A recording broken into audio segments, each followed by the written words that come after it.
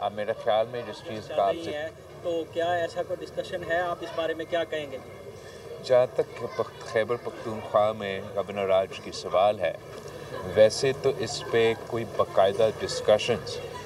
Pakistan Peoples party یا مسلم league کے درمیان تو نہیں ہوئے ہیں۔ میرے خیال میں جس چیز کا آپ ذکر کر رہے ہوں اس کے وہ حالات جو بنتے جا رہے ہیں اور یہ جس سمت پہ خاص طور پہ پختونخوا کی سیاست، مگر جو پی ٹی آئی کی سیاست جس طرف وہ آگے بڑھتا جا رہا ہے،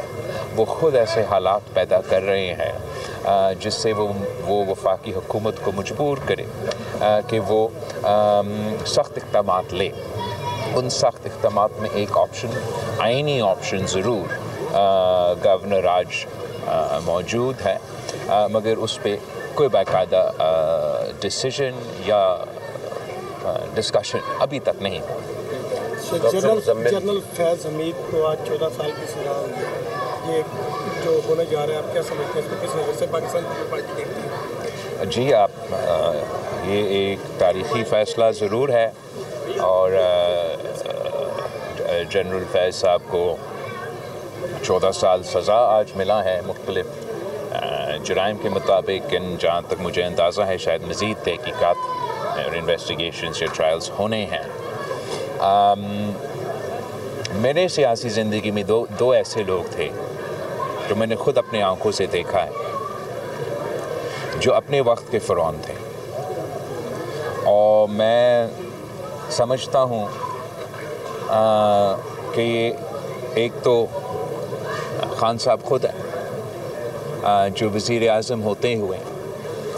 ہر کسی کو جیل بھیجنے کا نہ صرف دھمکی عملی طور پہ بھیج بھی جاتا تھا، اور وہ طاقت کا نشہ میں پتہ نہیں کیا کیا دھمکیاں دیتا تھا کہ وہ اے سی بھی نکال دے گا، وہ فلاں کر دے گا، وہ فلاں کر دے گا۔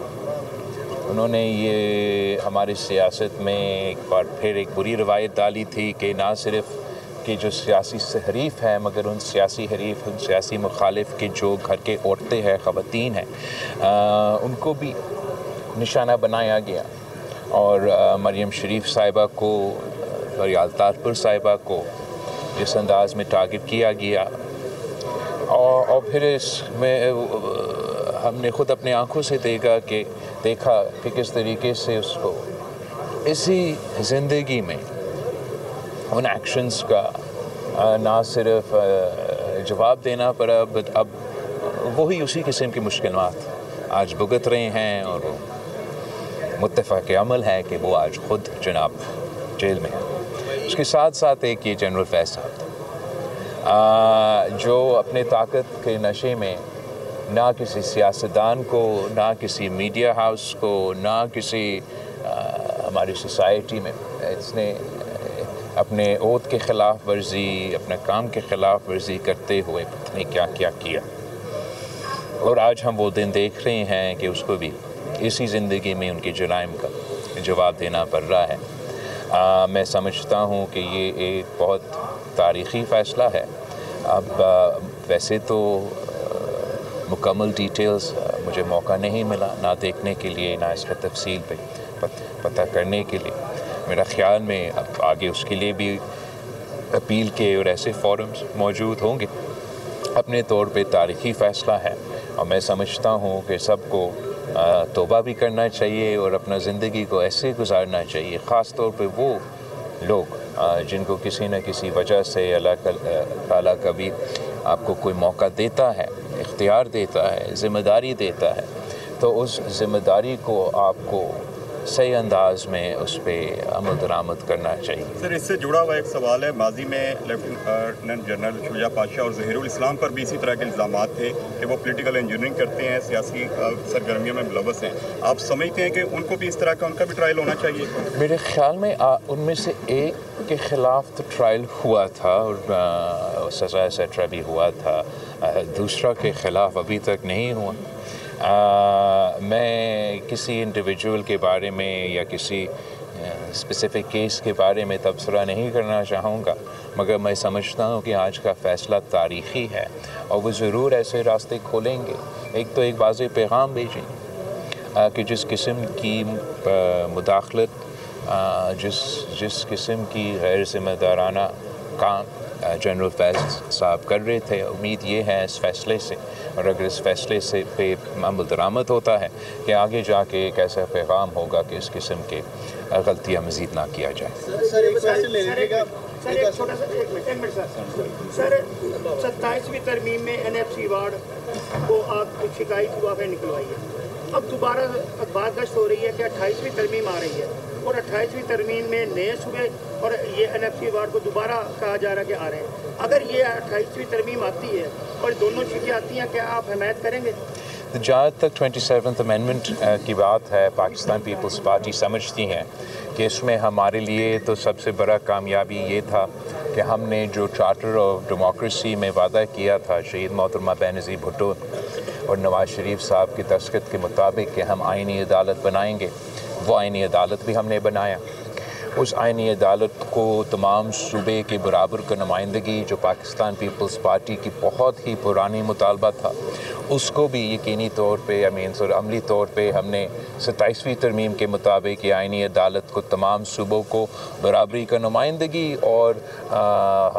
ये भी एक फ़ख्र की बात है कि जब से सबसे पहले जो उस आईनी अदालत का सरबराह है, जो कॉन्स्टिट्यूशनल कोर्ट का चीफ जस्टिस है, जनूबी पंजाब से ताल्लुक़ रखता है। दूसरा, पाकिस्तान पीपल्स पार्टी के लिए जो हम समझते हैं सियासी तौर पे हमारे मंशूर की जीत है, हमारा नज़रिया की जीत है, वो ये कि जो वफाकी हुकूमत की तजवीज़ था या डिज़ायर था कि NFC अवार्ड के जो हमने तमाम सूबों को तहफ़्फ़ुज़ दिलवाया था 18वीं तरमीम को, और वो उसको हटाना चाहते थे, वो हमने रोका। वो पाकिस्तान पीपल्स पार्टी की बहुत बड़ा कामयाबी है। मैं समझता हूँ कि अगर वो शर्त जो सूबों को माली मसाइल को आइनी तौर पे तहफ़्फ़ुज़ दिलवाता है, अगर वो शर्त मिटाया जाता तो उसका सबसे बड़ा नुकसान सूबा पंजाब को होता। और हमने वो 27th अमेंडमेंट के दौर में जो उनका कोशिश था वो रोक पाया। जहाँ तक 28th अमेंडमेंट की बात है, वफाकी हुकूमत ने हमसे इंगेज नहीं किया है, ना किसी नया सूबा बनाने में। ज़रूर जहाँ तक मुआशी स्पेस है वफाकी हुकूमत के लिए, और जो वफाकी हुकूमत का मुआशी मुश्किलात है, हुकूमत को हमें अप्रोच करने की ज़रूरत उस अंदाज़ में नहीं है। हम सबको पता है कि वफाकी हुकूमत का मुश्किलात है, मगर वो वफाकी हुकूमत का मुश्किलात का ज़िम्मेदार ना लाहौर के अवाम हैं, ना मुल्तान के अवाम हैं, ना चिन्योट के अवाम हैं, ना कराची के अवाम हैं, ना लाड़काना के अवाम हैं, ना कबायली इलाकों के अवाम हैं, ना पेशावर के अवाम हैं, ना सिबी का अवाम है, ना गवादर का अवाम है। वो वफाकी हुकूमत के मुआशी मुश्किलात के ज़िम्मेदार इस्लामाबाद में बैठे हुए ब्यूरोक्रेट्स हैं, जो आज से नहीं, ये अभी का शिकायत नहीं है, सालों साल हर साल FBR अपना फाइनेंशियल टारगेट्स मिस करते हैं। तो ये सोच कि FBR की कमज़ोरियाँ, FBR की गलतियाँ का बोझ लाहौर के अवाम को उठाना चाहिए या किसी और सूबे के अवाम को उठाना चाहिए, उसका बिल्कुल पाकिस्तान पीपल्स पार्टी मुखालफत कर रही है और करती रहेंगी। मगर हम चाहते हैं, हम समझते हैं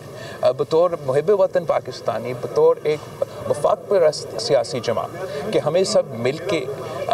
कोशिश करना चाहिए कि हम वफाक की जो मुश्किलात हैं उनको दूर किया जाए। उसके लिए पाकिस्तान पीपल्स पार्टी के चंद तजवीज़ हैं, और अप्रोप्रिएट फोरम पे जैसे NFC अवार्ड के फोरम्स पे और हुकूमत के साथ जो गुफ्तगू होते उसके थ्रू हम अपने तजवीज़ देना चाहेंगे, जिससे हम समझते हैं कि हम सूबे के इख्तियारात कम किए बगैर, सूबे के माली ज़िम्मेदारियाँ कम किए बगैर, हम सब मिल के वफाक की ये मुआशी मुश्किलात दूर कर सकते हैं, और उस पर इंशाअल्लाह ताला पाकिस्तान पीपल्स पार्टी काम करती रहेगी। एक बात ले लीजिएगा, इस वक्त जो पॉलिटिकल इंस्टेबिलिटी है, अभी देखते हैं कि कोई फॉरेन डायरेक्ट इन्वेस्टमेंट पाकिस्तान में नहीं है। सॉरी, कोई फॉरेन डायरेक्ट इन्वेस्टमेंट पाकिस्तान में नहीं आई, जबकि हम प्राइम मिनिस्टर की हर दूसरी स्पीच में ये सुनते हैं कि पाकिस्तान की मईशत जो है वो टेक ऑफ करने वाली है बस, लेकिन ऐसा हो नहीं पा रहा। पाकिस्तान के अवाम, आप भी जगह जगह गए, देखा है कि किस कदर मुश्किलात का शिकार है। क्या कब ऐसा पॉसिबल होगा कि पाकिस्तान ये माशी इस वक्त जो सिचुएशन चल रही है इससे बाहर निकल सकेगा और हमारी जो एक्सपोर्ट्स हैं वो कुछ बेहतर होंगी, ताकि आम लोग जो हैं उनकी कुछ ज़िंदगी बेहतर हो? जहाँ तक मुआशी सूरत हाल है, عوام کے پاس معاشی مشکلات تو موجود ضرور ہیں، مگر حکومت کی یہ موقف کہ انہوں نے ملک کو معاشی مشکلات سے نکالے ہیں، یہ معاشی صورتحال کو بہتر کروائے ہیں، اس میں بھی کچھ حقیقت تو ضرور ہے۔ جب پی ڈی ایم نے حکومت سنبھالا تو اس وقت ملک جو ہے وہ ڈیفالٹ ہوتا جا رہا تھا، اور جو معاشی مشکلات تب تھے، جو مہنگائی کا طوفان تب تھا، جو بے روزگاری کے مشکلات تب تھے، وہ تو عروج پہ تھے۔ اور آپ کو ہم سب کو یہ ماننا پڑے گا کہ شہباز شریف صاحب نے اور ان کی ٹیم نے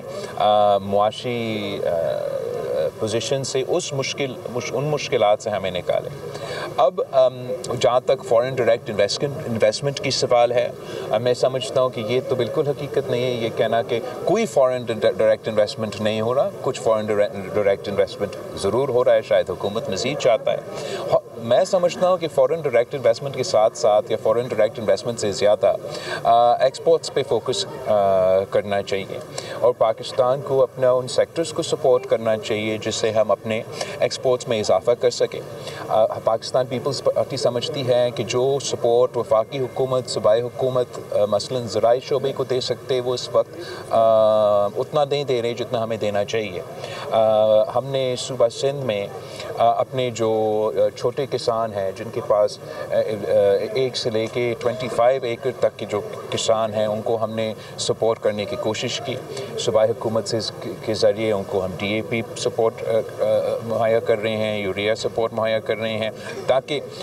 زرعی شعبے میں ترقی ہو۔ زرعی شعبے میں ترقی ہوں گے تو ہم نہ صرف اپنے ملک کی جو ضروریات پورا کر سکتے ہیں، مگر ایکسپورٹ پہ صورت میں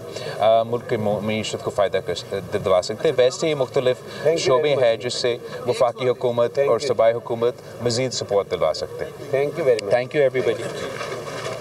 بلاول بھٹو زرداری گفتگو کر رہے تھے۔ کہا انہوں نے یہ کہ پی ٹی آئی خود ایسے حالات پیدا کر رہی ہے کہ وفاق سخت اقدامات لے۔ خیبر پختونخوا میں گورنر راج کا آپشن موجود ہے۔ کے پی میں گورنر راج سے متعلق باقاعدہ بات چیت نہیں ہوئی ہے۔ خیبر پختونخوا میں گورنر راج ایک آئینی آپشن ہے جو کہ ظاہر ہے موجود ہے، اور انہوں نے فیض حمید کو سزا دینے کا جو معاملہ ہے اسے تاریخی فیصلہ قرار دیا۔